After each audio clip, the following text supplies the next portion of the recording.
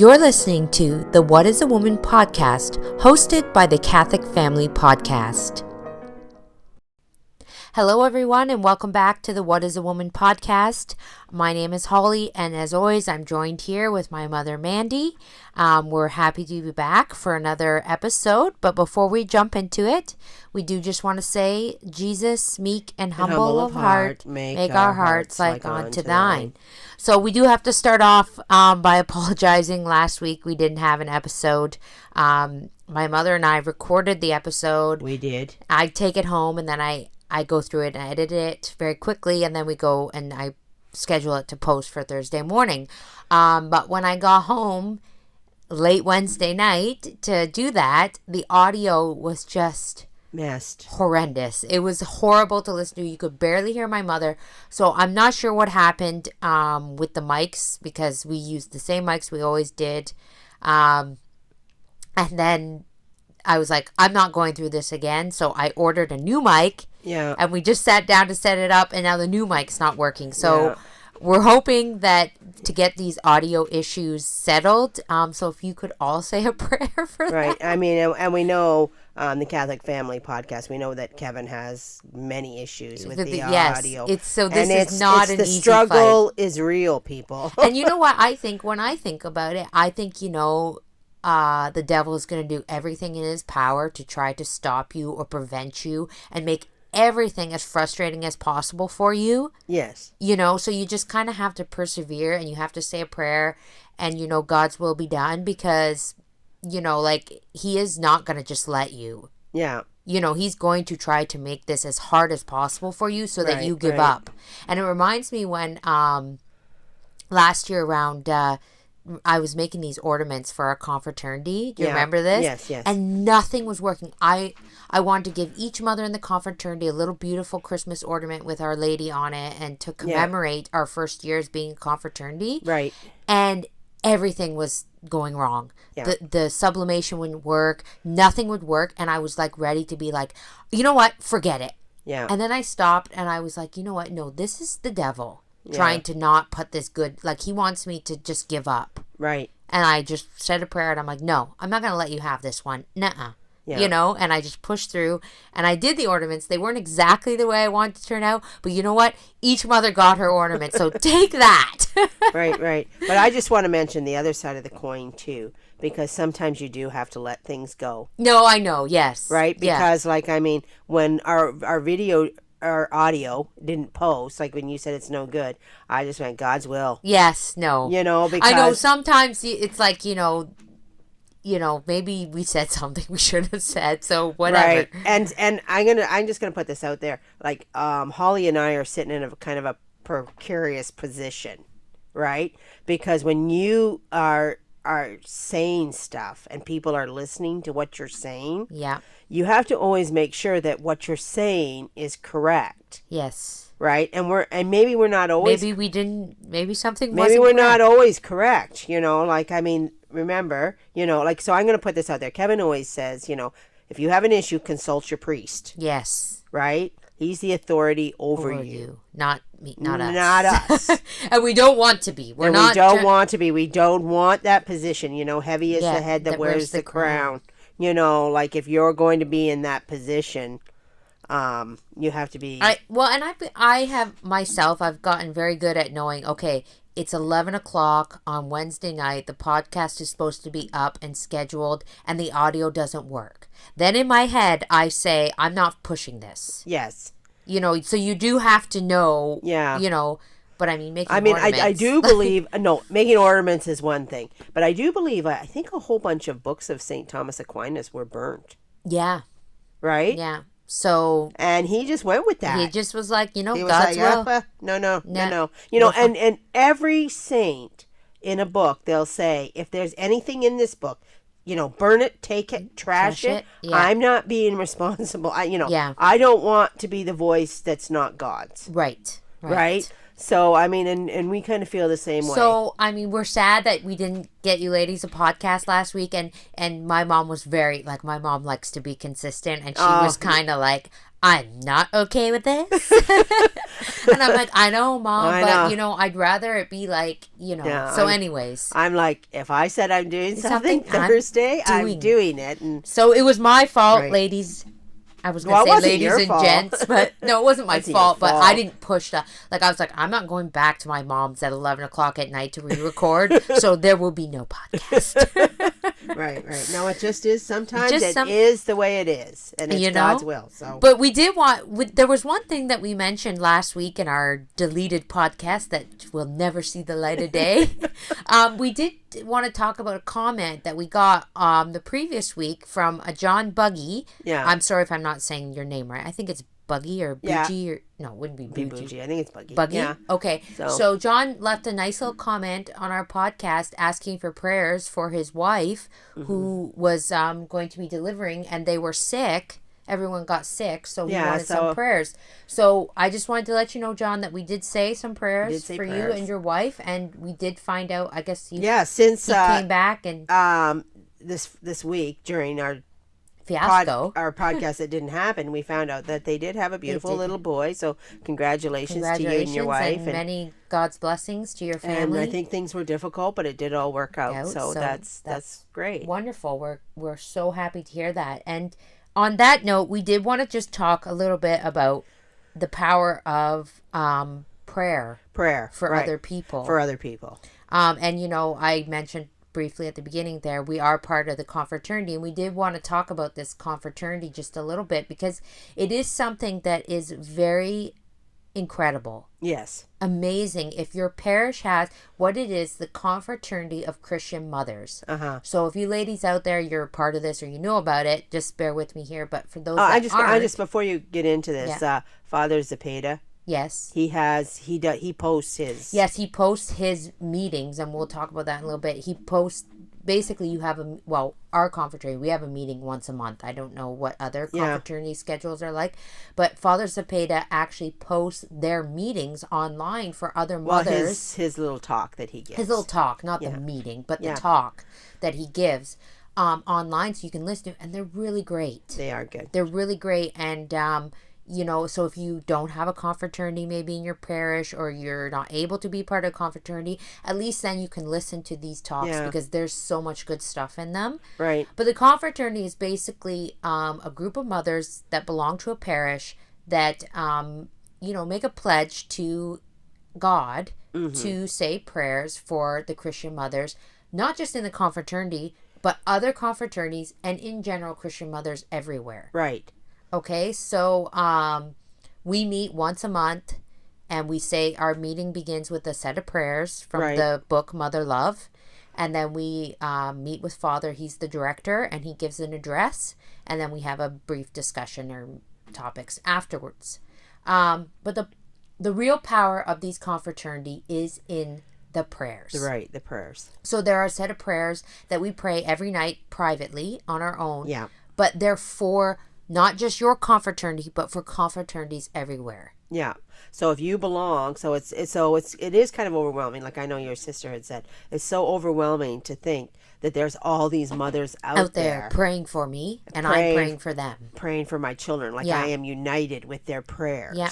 Right. I mean, and let's face it. Let's face it. If anywhere in this time we need help with our children, it's now. It's now, right? It is now. So, it's a beautiful thing, and it's a beautiful gift that you can be a part of.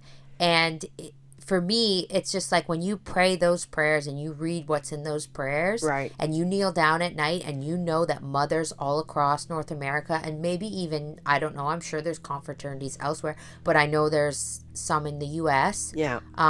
Praying for you and your children. That's a pretty beautiful thing. A beautiful thing. So, and you know what? If you're in a parish that doesn't have one, start one. Start one. See if there's other mothers that want to, and the best place to start is to get the book Mother Love. Right. All the statutes, the rule, they're not okay. And I should preface to say that nothing in the confraternity that if you do or don't do is binding under sin. Right. Like, it's not like if you don't say your prayers at night, that's not a sin. You Right, know, right. like I should say that because that's very important to know. So, but all the rules and regulations, they call them, are in the Mother Love book, and how to start a confraternity if you don't have one. Right. It's right. all in there. So, Do we have a link for this book? Because I'm people sure are good. I'll look up a link. I'm pretty sure they probably have it at Mary Immaculate. Because Yeah. Father got them for our church. Right. So Right. I'll find a link for it somewhere. So if you ladies want the book Mother Love, and even if you don't want to start a confraternity and you don't, the book is amazing. There are like so many devotions in there to like Saint Monica, Saint Rita, all these really powerful saints, Saint Augustine. Yeah, really powerful prayers for in there. for every issue, for widows. I say Yes. the one for widows all the time. For the one I especially love is there's a special prayer in there for mothers who are in a mixed marriage. right. So if you have I think there's even a prayer in there for an alcoholic husband. Right. Like, there's like very specific prayers in there. Yes, yes. So to help you with all your issues. So I will find the link. I will put it in the description. I mean, I have the book, so obviously it's available somewhere. I will find it for you ladies to make sure you get the right book. Because I'll tell you, finding books is not easy. I'm looking for a meditation on the Passion. Yeah. I borrowed the book from Father at church, but I want my own copy because I have to give him back his book. Right. And I looked it up, and I found a reprint of it from 2014. Well, I'm not buying that. Right. Like, I'm not taking the chance that's not been tampered with. This is my personal kind of thing, and with books, and I started this a long, long time ago because, well, first of all, I was on the internet, right? So I've had, I don't know how many years on the internet, 20 years. Yeah. And things would come up on the internet that just didn't sound right. Like I remember they had, like, with the alphabet soup agenda. Yes, right? And they're always trying to say that this saint said this and this saint said Yeah. that. And they're always deep into the Bible to pick what they want to prove their agenda, right? Yeah. And I've seen it all. I'm telling you, I've seen stuff that I like, there is no possible way. And at first you're reading it, like this is back 20 years ago, and you're like, I don't know. I think it was St. Francis Xavier said, what? Right? And then I went, wait a minute. This is the internet. Anybody can put anything out there.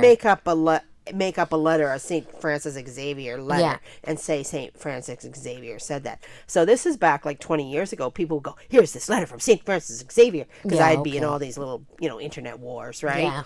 And I go, okay, I'm sorry, don't care. I don't believe it. I don't believe it, right? So, and I had made an own personal, I put up guardrails for myself, because the minute I found out that how easy it would be to be deceived, that you could not believe your own eyes. Yes. That's what it says, right? You can't believe your own eyes. And I'm like, well, I can't believe my own eyes. I can't believe things. Like, how am I going to know when somebody's lying to me? How am I going to know that this is not the truth? Right. So I put up guardrails for myself, and I've stuck by these guardrails for 20 years. And I said, well, we have to go to the absolutes, right? So I have 3 absolutes in my life. One is the catechism, the Baltimore Catechism, absolute, right? Yeah. And of course, and this catechism is before 1962. So if it's in the catechism, that's your foundation right there, the catechism, right? Right. The lives of the saints. If a saint did it and a saint said it, that's the way it is. That's an absolute. Yeah, but where are you getting your... Exactly. Where do you find out what the saint said and did? Right. Old yellow books with imprimaturs. Yeah. So I scour for old yellow books with imprimaturs. I know, but just to be a little bit pessimistic here, this is where Oh, you mean you don't buy it unless it's a printed old book? It has to be old and yellow and beat up. Okay, because I mean we heard for years. Because I was going to say, if they can print a letter saying Francis said that, why can't they print something saying that the imprimaturs from 1940? They can print whatever they want, and they do. And I'm going to tell you a little thing that they do, right? So I do have stuff.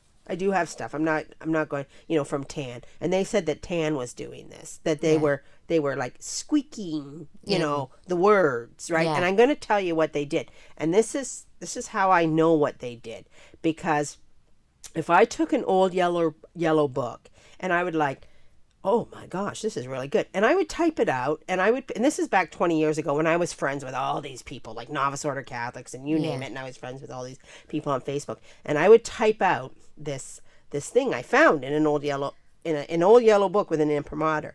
As soon as I did that, people would go ballistic.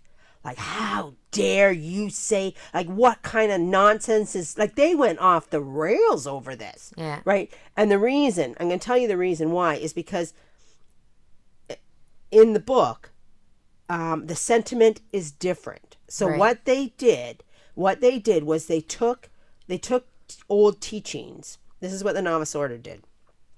And they rewrote them, and they changed little tiny words that changed the sentiment of the read. Right. Right. So, our classic is in the Mass. Well, when that's they what I was changed just the going to say. words. They did it in the Mass. They did it in the Mass. For all, for many. Yeah. Right. So we know it's for many. They say it's for all. Right. So that's the classic example. But that's what they did in all the writings. Yeah. All the writings. So when you read an old yellow book with an imprimatur, it's a hardball, right? So it's going down a hardball, and these people like, oh, in the novice are no, we'll rewrite it and we'll soften it up by changing the little words, so it appeals to everybody. Right? Yeah. So this is what they did, and I've never heard this word since, but a long time ago I read an article, and it was called about verbocracy was the word, and it was about changing the little words to change the sentiment in what you're reading, right? So when you read something very old, you're all, it speaks right to the heart. Yeah. Right to the heart. It's not softened. It's not made so that you'll, to soften you. Yeah. It's made to strengthen you, right? Yeah. So when I would write this, I would, make these big long Facebook statuses with all this stuff that I had read in a book, and people would go like crazy. I remember back in the day 20 years ago when I'd say, well, truth isn't absolute. Yeah. And people would lose their minds over that. I'm like, why are they losing their minds over this? Lots has happened in 20 years. People don't lose their minds over that idea that truth is an absolute, because a lot of fighters have come up. Well, and there's just so much nonsense. There's so much nonsense, right? So now they're going, wait a minute, truth is an absolute. Yeah. Right? So, okay, I bet I should wrap this long story up, right? So I decided old yellow books with imprimaturs, right? I do read some stuff if I trust the source, like when they reprint at Mary Immaculate Queen. Yeah. I trust that they're giving me an actual reprint. Yeah. But generally, I stay away from any kind of like, I want an absolute, and I will only go to back for an absolute. Yeah. If I read it in a book and I'm going to tell you about imprimaturs too, right? Okay. So a lot of people argue about imprimaturs. Well, not everything in that is truth. Okay. An imprimatur means that nothing in that book will send you to hell. Yeah. And if you say, well, maybe the bishop that put the imprimatur on it, well, he was no good. Okay, maybe this, maybe that. Okay, the church before 1962 was a supernatural organization. Yeah. With a Holy Ghost as its head. Yes. And if you don't think that God has the power to come down and be in a little white host. Yeah. And you don't think he has the power to stop the print? Yeah. Like, okay, an imprimatur is God's signature, people. Yeah. It may say in that book the moon is made of cheese. Yes. Right? But you can believe that all you want, because it doesn't have any power to send you to hell. Right. So you have to trust an imprimatur from when there was a true visible pontiff. Right. You have to. Even if all the archbishops are corrupt. The cardinals are corrupt. There was a head of the church. That church belonged to God. It was the bride of Christ. Yeah. So that imprimatur is Nothing in that book can send you to hell. And I mean, Right? this is what is so very kind of scary about this. And we don't like to be doom and gloom. My mom does, but I I'm know. just kidding. I do like it. She does like it, but I mean, she's a realist. But the thing is, and this has always struck with me when the first time I saw, because I know Kevin put out the Indefectible trailer. Yeah. I've been watching that trailer for months Yeah. because I'm part of the Catholic Family Podcast team, you know? Right. So I got to see that trailer as it was being made, which was a beautiful thing to see it come together. So Right. when it finally all came together, I bawled. Yeah. But, you know, that very first part of the trailer with Father Dennis, Yes. when he said Yeah. the saints Oh, of the yeah, I know latter what you're saying times before will you say- outshine Yeah. the saints of the early times. Yeah. Like little, like, oh my gosh, I can't even little say. shrubs, like Yes. giant oaks outshine shrubs. It brings a tear to my eye every time I hear it. And the thing, to me, what that means is that who knows, we may not even be in the latter times yet. Yeah. We don't know. I don't find that know. hard to believe, but Well, Mom and her here milk. nor there. But It what is I'm what it saying is. if this is where we're at right now and everything is so confusing, Yes. it is so hard to navigate right now. Right. You've got people creating stuff online that's not true. They So what he's saying, like, to me, what he's saying is these saints are going to have to fight so hard for the truth Yes. and stay true and stay on the path to heaven. Right. Right. There is not going to be easy for them because everything is going to be so confusing. Right. You're so confused. Yeah. You're so conflicted. Yeah. You have to make sure what you're reading is true. Things are being put before your eyes. Like, you know, back in the day, they couldn't do things on TV. Yeah. They couldn't make things on the internet look real that aren't real. Mm-hmm. So, you know, But now we have the deep fake. Yes. So it's just like. You know, where they make whole movies and nobody's even acted them, you know. You know, but and they anyways. take people's images and make them say and do things. So that was just my whole point to that, you know, we do have to be on our guard. Yeah, put up your guardrails, ladies, put them up. Excuse me, Lady. It sounds like you're talking to one person. I know. My mom's recovering. She's been sick. Oh, I just got. It was only a tiny. It's sickness. only a tiny sickness, but that's why her voice is a little A little shaky, but yeah. anyway, get your guardrails in order and say. And that doesn't mean I have these guardrails, so that doesn't mean I don't listen to other things. Yeah. Or I don't. I mean, it's just. But I put it into perspective. This is of interest's sake. Mm-hmm. It's not an absolute. Yes. I will not get behind that. Yes. But if it's an absolute, I will get behind it. Yeah. And you will not budge me. Mm-hmm. So before we jump into our book, there was one other thing that you wanted to talk about, was a couple prayers and novenas, right? Right, yeah. Yeah. So, I mean, since we're talking about the confraternity and praying, I'm praying for other people. Like, the Arch Confraternity is a great way of praying for everybody. But also, I personally am a huge novena person, right? Yes. Like, and I don't actually, when I say sometimes I make up my own novenas. Mm-hmm. Right. Like I did one to the 40 martyrs, and I like to go through the church calendar and find a feast or saying, I'll say, okay. And then I kind of look online to see if there's some sort of novena. I don't exactly recommend that because like I said, you know, these things are not absolutes. But what I will do is I will look for their story, and then sometimes I print out their story and then I divide it up. So I read a little bit of their story, then I say in Our Father, Hail Mary, and Glory Be, right? And I create my own little novenas, right? Because it's a meditation before the feast of somebody, right? And I find these things to be like incredibly powerful, right? Especially for other people. Right. Right? I mean, God wants us to be generous, right? And sometimes I think that, you know, we get so wrapped up in ourselves that we forget to be generous, right? And so, especially if we have an issue, like we want something in our life, maybe a new job. Well, that's the thing, you know. Or something, so we're like praying like lunatics to get this new job. Yeah. And maybe we should just say, you know, we should pack up a little secular issue like a new job and say, okay, I'm just going to give this to you, God. You know what's best for me, and you will make it happen or not happen. And instead, I'm going to dedicate my prayer to other people in need. Right.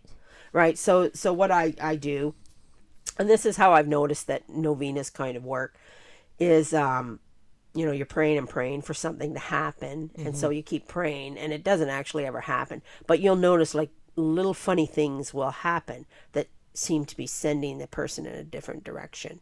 Right. So it's not like the novena is going to answer the prayer, but it's that God is like, because you're praying that novena, God is spreading his grace. Right. Right. So, in a way that you need it. In a way that you need it. Right. In the way that other person needs it. So, you know how I like to think of novenas as, you ever heard the expression of throwing shade on a person? Oh my. Well, yes. Right. That's a bad thing. You don't want to throw shade on a person. I know. So instead, we'll say a novena and we'll throw grace on a person. Okay. I was like, where are you going with this? And I just love when my mom tries to use like new age terms. It's just so unnatural. I can't help it. Well, so we don't throw shade, we're throwing grace. So I do all these novenas. And I was like, okay, you need a little grace, and you need a little grace, and you need a little grace, and this person's having a hard time. And the thing is because, I believe it was Father Bernard said when I was listening to Spiritual Life, we shouldn't treat these novenas, and we shouldn't treat these, a lot of people tend to treat them superstitiously. Yeah. Like praying for this, and then this is going to happen. If I don't pray for this, this isn't going to happen. And you cannot think like that. Right. You cannot treat your faith like a superstition, even something like wearing the scapular. Yeah. Okay. So, and that really struck with me and I was sitting there and I was thinking, yeah, you know what? How many times do I pray something, or even something like having a mass said? How many times do I do that when it's something that I want? Right. Materialistically, like a job or a house or anything, or for my kids to get this, or, Yeah. And then I was thinking, how often do I offer a mass in gratitude? Right. How often do I offer a mass or say a novena in gratitude for something that I've been given, or for something spiritual? Yeah. Some spiritual gift, some spiritual benefit. Like, I need to overcome the vice of this. Right. Please help me, So it's like, how quick are we, and I'm talking to myself here. Yeah. When I was thinking this, how quick am I to fall to my knees when I want something? Right. But how quick am I to fall to my knees in gratitude or for spiritual gifts? Right. And the other thing too is God loves charity. Charity covers a multitude of sins. Yes. So instead of you just on your knees, day and night over your particular intentions. And I know, ladies, we all have them. We all have great, great needs. Yes. There's no denying that. But instead saying, I'm going to give you my needs and random people that you don't know that benefit you in no shape or form, Yeah. Like they have no connection to you. Like say you happen to know that this mother over here, she has great need with one of her children, or you happen to know this, or you happen to know that. And then you just, randomly do novenas for people you don't even know. On a smaller scale, and I don't know, I believe you taught me this. I don't know where it came from, but when we were little kids, and this has stuck with me my whole life. Every time I hear a siren, yes, I say a Hail Mary. Right. Every time, no matter what I'm doing, no matter what I'm in the middle of, I stop and say Hail Mary and I say, Our Blessed Mother be with whoever is in need. Exactly. Ambulance, police, fire, doesn't matter. I just stop and I say Hail Mary, and I just say, Our Blessed Mother be with whoever is in need right now. Right. And I did teach you that, yeah. Yeah, like that. We did that when we were kids, and I still, to this day, do it every time. Right. So this is... and it's so bad that, sometimes I'll be watching a show, and there'll be a siren. Oh, Hail Mary. Oh, no, wait, it's a TV show. But then you just do it for whoever's in need. No, I know. It's just funny that it triggers now, Yeah. when you hear that siren to say a Hail Mary for those in need. Right. So anyway, guys, be charitable with your prayers. Try to put your own needs aside, even though we know you're desperate. Yeah. We're all desperate. And trust me, we all are. Yes. Right? And say, God's looking after me. I'm going to pray for this person. Right. Right? charity covers a multitude of sins. And then, and then I did just want to mention, because I love to pass on things that I have found very helpful for myself. And, you may not have a problem with this. You may think, well, that's nice for you, Holly. Great. But, I find like, we have this podcast and I'd like to pass along things I find helpful. So one of the things I've been doing throughout Lent, to bring my mind back to God. Yeah. Because I have a very hard time when I get busy throughout the day and I get distracted. And then I do my meditation in the morning where I'm reading the meditation of the Passion. And then the day starts and you just get carried away. And then the end of the day comes and I'm like, I feel like I forgot everything I read in the morning. Everything. Yeah. Just gone out the window. So what I've done, and I found the best use for a cell phone that I've had. And I have an iPhone, and on an iPhone, you can set different alarms throughout the day. Or, well, you can set them for any time you want. But what you can do is you can change the label of that alarm. So I set an alarm for 6:45, 7:30, 9, noon, 2, 4, and 7:30 p.m. Right. And then I just changed the label of those alarms. So, at 9 o'clock in the morning, my alarm goes off and it says J plus M plus J. And then I stop whatever I'm doing and I just very devoutly make the sign of the cross. I say Jesus, Mary, Joseph. Very as devout as I can. Noon is obviously the Angelus. 6 is the Angelus. And what this has done for me is I have said the Angelus almost every day at 6 and noon.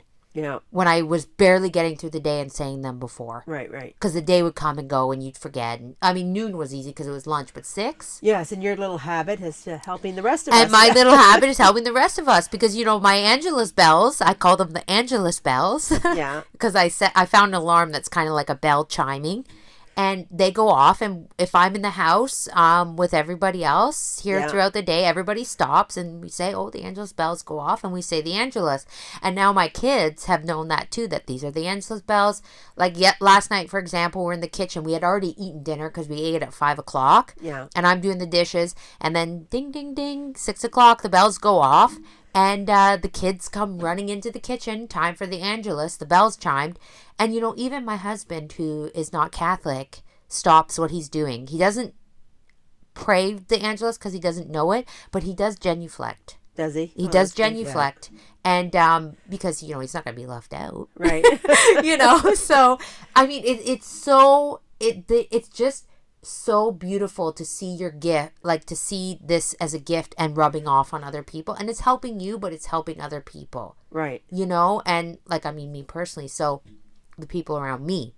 But that's just something I wanted to share with you all. If you want to try something like that during Lent, I have found it very helpful. I can't take credit for it. It was under the direction of my priest. But, it's just something that has been very life-changing for me this Lent. Right, that's good. So I also wanted to talk about, too, we're reading how the church constantly is always repeating itself in all its teachings, right? Yes. So when you find a novena, a proper one, not just one that you've made up or you've printed a story off, the church does have proper prayers, right? Right. And I was doing one to St. Thomas Aquinas because his feast day was just kind of recent, and in it, in a concluding prayer in it, it said, "Give me a keen understanding, a retentive memory, and the ability to grasp things correctly and fundamentally. Grant me the talent of being exact in my explanations and the ability to express myself with thoroughness and charm." Oh. And charm, right? And when I read that, I was like, well, that's what our whole book is telling us. That's what our whole book says. You have to be charming and you have to be, so. Because no one's going to listen to you if you're... And you know me, because I'm a firm believer in all the truths are actually in the prayers. Yeah. If you found, and I'm talking about correct church prayers. Don't, we don't know the novice order nonsense that's out there. So you have to find correct church prayers. In old yellow books. Well, actually, you know what? I know what I'm going to do. I'm going to share a link if anybody wants. We have a prayer book at our church that a parishioner made. A beautiful prayer book. Yeah. So everything in there is checked by the church. Nothing, I believe. Nothing funny. Because they're in the pews. This prayer book is in our pews at church. Every pew has one. It's available on our church website. Is it? Yes, online, didn't know. PDF version. So I'll share the link to that prayer book. Yeah. So there's tons of beautiful prayers in there. So I will share that link in this video. So if you and I give him a lot of credit too, because I've had his prayer book for like 20 years. I bought one off the church to bring home. Did you? Yeah. And so I've always said, I've gone, oh, what does St. Augustine have to say today? Yeah. I always shake up the prayers, right? So this is where you're learning all the truths. This is where you're learning the truths to your religion. Yeah. Is if you do a multitude of different prayers, church approved prayers, you're going to learn the truth to your religion. Yeah. All right. So should we dive into our book? We should. Okay. So last week or the week before, sorry, we finished up chapter 6, and now we're on to chapter 7, which is called marriage. Right. So how about I just dive right in here and I'll read the first little bit. So, quote, "The religious life being one of perfection is the vocation only of a few privileged souls, for whom God reserves his most intimate communications and most precious gifts. The majority of women are destined to live in the world and to serve God in the matrimonial state. St. Paul, writing to the Corinthians, says," quote from St. Paul, "I would have you know that the head of every man is Christ, and the head of the woman is the man, and the head of Christ is God." He adds that, quote, "Man is the image and glory of God, but the woman is the glory of the man. For the man is not of the woman, but the woman of the man. For the man was not created for the woman, but for the woman for the man." End quote from St. Paul. Does the apostle mean that man is the end of the woman in the same way that God is the end of man? By no means. The man and the woman have the same end, both having been created for God. And to this noble end they should aspire, although by different means as required by their difference of nature. End quote. All right, so I hope that wasn't too confusing. There were some quotes in there from St. Paul inside of a quote that I was reading from a book. So I hope you ladies gathered that. Yeah. So anyway, that St. Paul's letter to the Corinthians, was it? Mm-hmm. And that is that's pretty intense. That whole epistle. Yes. In regards to where the woman sits and how she sits there, but it's and it also talks about, that's also where it talks about the uncovering and the covering of the head. Yes, and it's a mouthful. Like I think we read the whole thing in our last. Yeah, but it was just, it's very. I will tell you, the priests must practice reading the epistles when they have to get up and give the sermon, because I tried to read that last week, and it was like almost like a tongue twister. Well, we don't speak like that anymore, but maybe I will copy it out and put in the description. Yeah, and you ladies can read it. Yeah, we'll copy it out and you can read it, because it actually has a lot to do with why a woman covers her head in the church. Too, right. That her hair is her glory. And she's she's subjecting herself to God, basically. Mm-hmm. Right. But what I wanted to point out was, the book is very, very clear that even though a woman is subject to man, her end is not the same. What's said there at the end? Her end is man's end is God. Well, woman's end is equally God. Yes. Right. So and to be the end is like the light at the end of the tunnel. God is the light at the end of the tunnel. Is the end, right? Yes. So woman doesn't go through man to get to that end. We have the same end. We have the same end. So we have to get there as equally as a man gets there. And I mean, and we get there because we're obedient and we do our womanly role properly. Right? So I guess is that clear enough? Yeah. All right. So continuing on in the book here, quote, "The words which we have just quoted from St. Paul disclose a profound knowledge of the character of woman and the part she has been appointed to act. She is the glory of man and was created for him, while man is the image and glory of God and is under the immediate headship of Jesus Christ, his divine Son. Man attaches himself to an idea and devotes his life to it, but woman attaches herself principally to a person. This difference arises from man's having been created for action, while woman is destined to love, and by her love to facilitate the activity of man, whose companion she is, and whose glory she ought also to be, according to the doctrine of St. Paul." End quote. So, Right. I think what I noted there was the saying, behind every great man is a greater woman. Mm-hmm. They always say that, right? Yes. They always attribute the success of a man To the woman behind him. to the woman behind him. And I mean, we've seen examples of that in history. I can't think of, I mean, mostly like really strong men have really strong women. Yes. You know, Strong wives. And I mean, we talked about this in podcasts long ago about, when the husband is downtrodden and upset and the weight of the world is on his shoulders, you lift him up. Right, right, right. You know? So it's very, very glory, as the chapter says. It's very, very important for the woman to be ready always to defend her man. Yes. Right? And to sing his praises. Now, the point here that makes this kind of a little bit difficult is when the man's not worthy of that. When the man's not worthy of that. It's all fine and dandy and easily said and done when you got a great, strong man and it's very easy to sing his praises. But when you're in a relationship and you're the strong person in the relationship, like way stronger than your man maybe, and usually I'm going to say from personal experience that tends to happen when you're religious and your husband is not. Yes. Right? So if it's very tricky. Yeah, so you have, and I mean in my struggles as a woman who was married to somebody who was not religious, what always kept me kind of going or kept me, holding up the ship, as to say, was that I always said to myself, like, I have God, he has nothing. Mm-hmm. Right? So I always kept that into perspective with him. Like, how can I expect him to be anything different when he doesn't have God? Right. And I do, right? There was that line in, I just loved it. I used to say it all the time. It was Sodom and Gomorrah. It was a 60s movie when they made all those robe and sandal movies. And I can't remember who.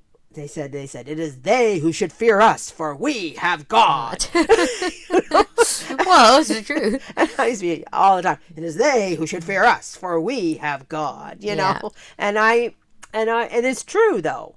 It's true. Well, like, you have to believe that. You're the one with God. Speaking to that point, and I just want to share this because I just heard it yesterday when we were talking about Father Zepeda's talks for his confraternity. He shared a story of St. Francis of Assisi, and I'd never heard this story before, and it was actually very nice to hear because you think of St. Francis of Assisi as this docile, saint with the birds. Because the novice order did that. Yeah, but he was very fiery, he said.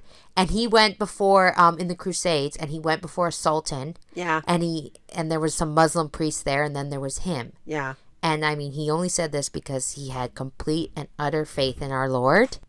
And he said to this sultan, start a fire here, and we'll walk through it. I'll walk through the fire, have the Muslim priest walk through the fire, and those who walk through unburned, then you will know who the true God is, right? Yeah.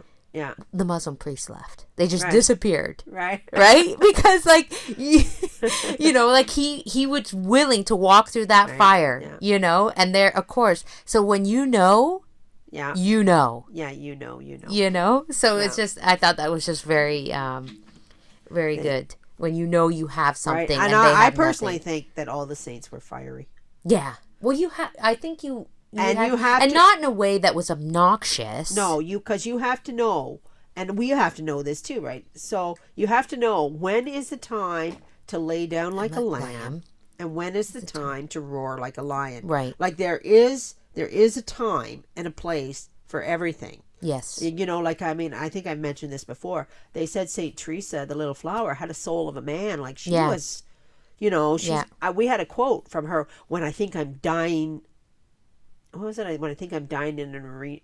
Something. Well, they have a picture of her with a sword, and I can't remember the quote now. Oh, I don't know. But they were fiery. Like, yes. They were ready for anything for God. Yes. Anything. Yeah. And I think that's what people mistake. Like, they were not doormats. Yeah. So anybody who says meekness is is to be a doormat, It's not. doesn't understand it. Yeah. All right, so let's continue on here. So from our book, quote, woman then has need of someone who may support and direct her and be head over her as Christ is head over man. And it is this want which, corresponding to the want of acting and governing in man, renders the conjugal union so sweet and advantageous for both. Woman leans on man, man supports woman, and by this mutual assistance they walk more securely towards their common destination. End quote. Okay, so what I find very interesting about this whole little quote in there is that it's telling us that the woman has need of the man. Now, I think that feminists would take that view as like, I don't need no man. Like, why are you telling me I need a man? Well, like they get all hyper defensive about you saying that they need a man. They need a man, yeah. And I know from personal experience, again, I mean, as you can probably figure out, I was a much stronger person than my husband, Mm-hmm. right? And yet I still had need of him. Mm-hmm. And you have to understand that you, as a woman, you do need a man because God designed it that way. And it's not in the way you think you need a man. Right. It's not like, I think we all know that a woman can, if need be, function. And she does. She can function without a man. She can function. No problem. No problem. But what I think it is that the woman needs the man so that she can fulfill the role that God has designed for her. Yes. And I think the man, don't jump down my throat when I say this, quote unquote, from nobody but me, keeps the woman in check. She does. He does. No, yes. Right, he does. Because I'm going to tell you what I learned, right? Because, we got all these single mothers out there. Mm-hmm. There's tons. We got a world of children being raised by single mothers, right? Mm-hmm. And my husband, he was a real manly man. Like, he liked all his sports, his hunting and his fishing. Yeah. So, I mean, every fall he'd go on his big hunting trip for the week. Mm-hmm. And I'd be like, yes, he's gone. Freedom. Freedom. And it wasn't that I was, he'd be like, thinking I'd be sad and sorry to me. I'm like, oh no, we're fine. We'll be okay. We'll be okay, But it wasn't that it was about this freedom that would happen as soon as he would gone. Like, he demanded, his supper when he came home. So, every night, supper on the table, meat and potatoes and, because you couldn't dish him up a bowl of beefaroni. No, he was a hardworking man when he came home. Which rightfully so. Rightfully so. He wanted his supper. He wanted a real dinner, not Chef Boyardee. Yes, he wanted a real dinner, right? Yeah. And so as soon as he was gone, all the rules went out the window. No, it was like, it was like, oh, yeah. Well, Dad's not here. Let's open up a can of Chef Boyardee. How about Kraft dinner? How about breakfast cereal? Does that suit you? And I was, it was just like, give the kids whatever. And we got really lazy, like so ridiculously lazy. It was like, we were on some sort of because there wasn't that hierarchy over you, right? To say like, he's going to come in this door. And, like, I needed him to keep me on the straight and narrow. And you know what? It is so true because for 15 years, my husband worked midnights. Yeah, and just this year he got. Finally a shift opened up and he was able to move to days. So for 15 years, I have had complete and utter freedom when it comes to dinner time and whatever. And I'm not saying we were lazy, but there were a lot of nights where he is sleeping because he has to go to work at 11 p.m. So you're just like, okay, kids, what do you want? I don't feel like cooking. Do you want breakfast cereal? Yeah, well, you have nobody to account to. Nobody to account to. And my husband, to make the family run accordingly. And my husband liked to cook, so it's not even like I had to cook him dinner. He came home in the morning after he was done his shift, and he made dinner to eat because that was his dinner time, and then he made enough so that he had dinner that night. Yeah. But now that he's on days, I tell you, he expects dinner. Yes. And real dinner, not, he's not eating craft dinner. He's not eating garbage. Yeah. He's working hard. And rightfully so. And rightfully so, right? So this is how a woman actually needs that. And we have the proof to this because we have generations of single mothers. Yes. And when you're a single mother, you don't answer to anybody for your family. Like, right? yes, you have a kid to look after, but you're not, like, you're allowed to, as a single mother, you can do what you don't have to answer to There's anybody. nothing controlling the family unit. Yeah. Right? And I know that there's a lot of single mothers out there that maybe are Catholic or, whatever circumstance. And we're not saying it's impossible for you to not do it. But in general, traditional roles, and then if you're a single mother, you have to work extra hard to keep yourself in line, to toe the family line. Like to make yourself a legit family unit. Yes. Right, without you, because you're missing that element. It's not impossible. It can be done, but this is when we speak in a general terms and what's needed generally. Like I'm living proof of it. I know, and nobody's, I am a very strong woman. Yes, people know that, right? But with him, he made me do what I didn't want to necessarily do all the time. Yeah. Right. So when it says that a woman needs a man, she quite possibly does, because if she's going to be her own keeper, she's going to find herself, doing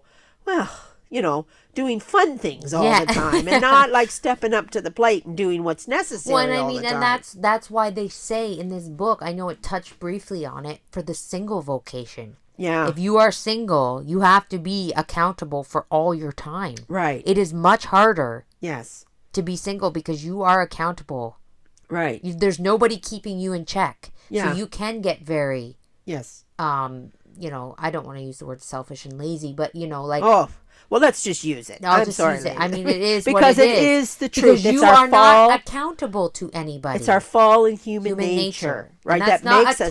That's not an attack on anybody. It's just the truth. It's just the truth, right? So when your man is, demanding his meat and potatoes, or making you do eye rolls, and you have to be grateful for him, because he's making you perform the way you need. The way you are needed, designed to perform. Not destined.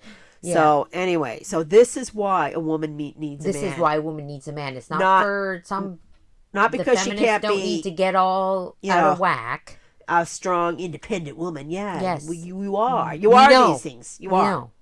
And quite frankly, the man was designed to tone you down. Yeah. Yeah, that's why you're putting the veil on your head. To cover your glory. Right. All right. So, quote, "But this disposition of woman to obey, to depend upon another's guidance, and to live for the man who loves and supports her, makes it necessary that she should examine well to whom she thus entrusts herself for life. For if the man whom she takes for her husband understands the obligations which this confidence imposes her, love for him will be a strong guarantee of happiness and virtue. But if she fall into the hands of a man who forgets her dignity, and for whom marriage is but a veil to cover the bad passions of his heart, she will have much reason to fear that her docility and self-devotion will turn to her ruin by inducing her eventually to follow the ruinous direction he will endeavor to give her." Wow. Yeah. So pretty wisely. much choose wisely is what I hear from that. And, as a person who did not choose wisely. Right. I mean, I don't begrudge anything, but I'm just saying, it is hard because, my husband and I are not united on the same path. Yeah. We are not united. Right. When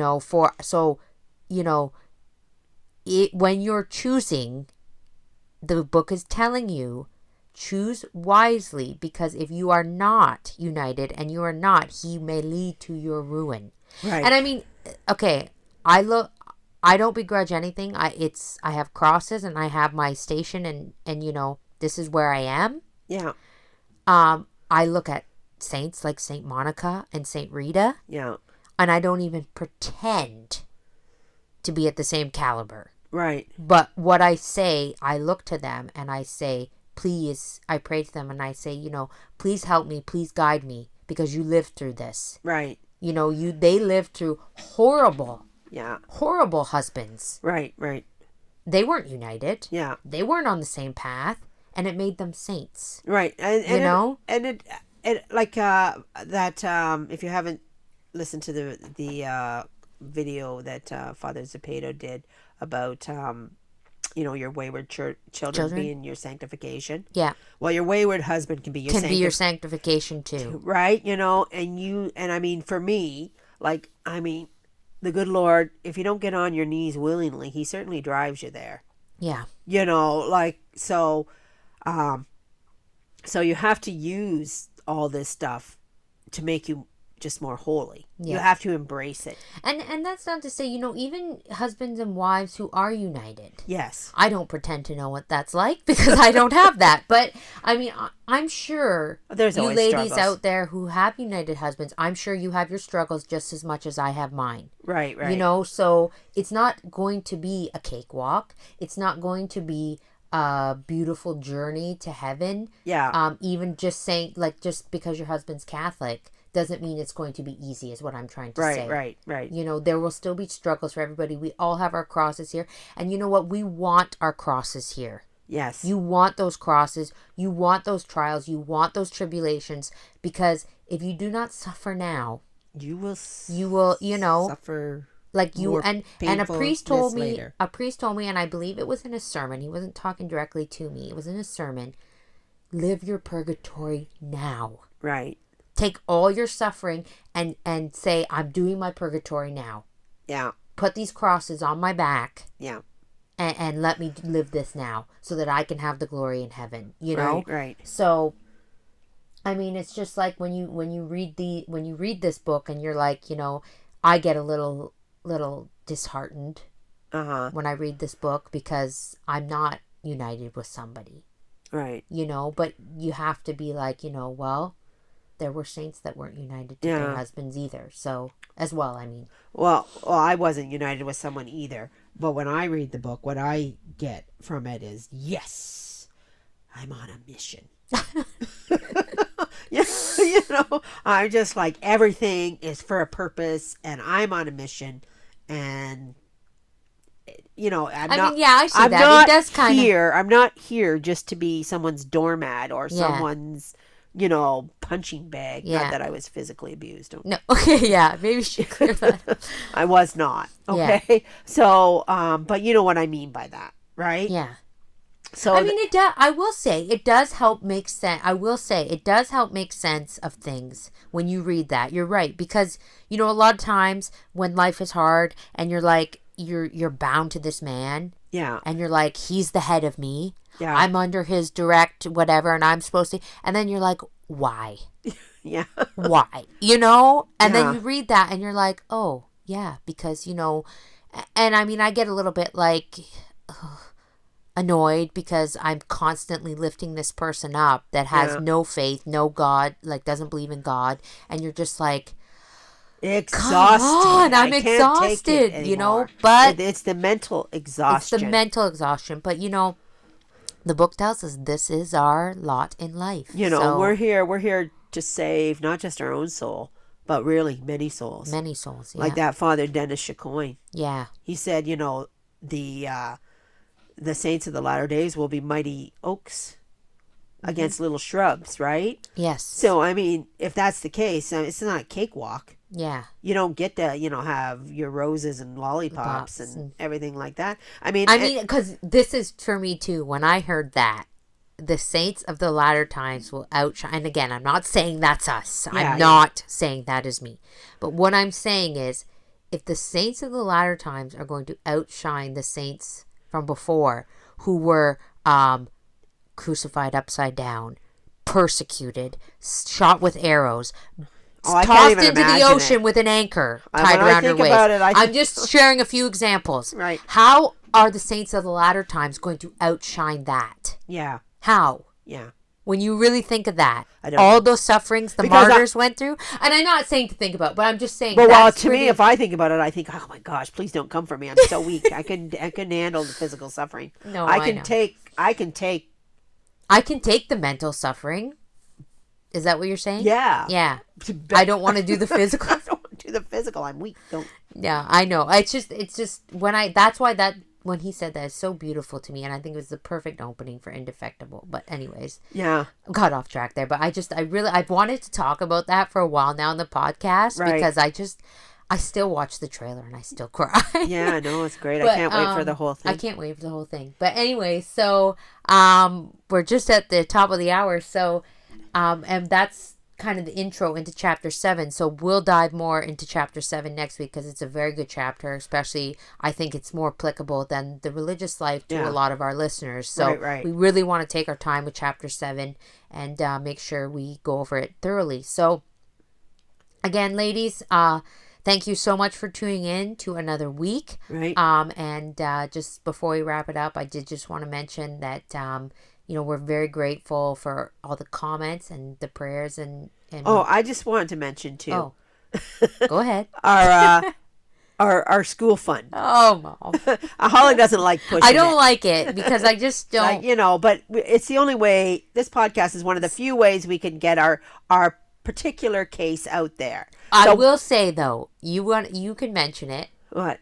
But I will say that I am grateful and thankful for those that have donated. Yes. And it Very, does. thank you What very I much. will say about it is it does mean the world to us. Right. Because this directly affects my children. Yes. So to see this coming together and that you ladies have helped in any way, you And have even with my prayers. You have my prayers. You have my gratitude. We're the first people to say the power of prayer is most important. Right. So anyone that has helped monetarily or with prayers. Yeah. God bless you. Yeah. Forever grateful. So this is going to be completely life-changing for my children. Right. And all the children of our parish. Yeah. So forever grateful. And if you do have anything else to give, the donation is still, I believe the Give Send Go is still up. This is just for, anybody who just comes across this. So maybe you're new. That's maybe you're new. So we'll put a link We'll up put there. a link for the Give We Send got Go. a couple of links, couple books. I got to go through and re-listen to the podcast just so I make sure I get all the links and stuff I said I would post. So anyways, we'll be back next week and what? Somebody wanted my St. Patrick's song book. Yes, I saw that on the other video. My mom did a little St. Patrick's Day, so we'll put that on the website and we'll post it under the other comments. So, until we're back next week, I hope you all have a very blessed week. May God bless you, Our Lady guide you, and as always, Saint Teresa, pray for us.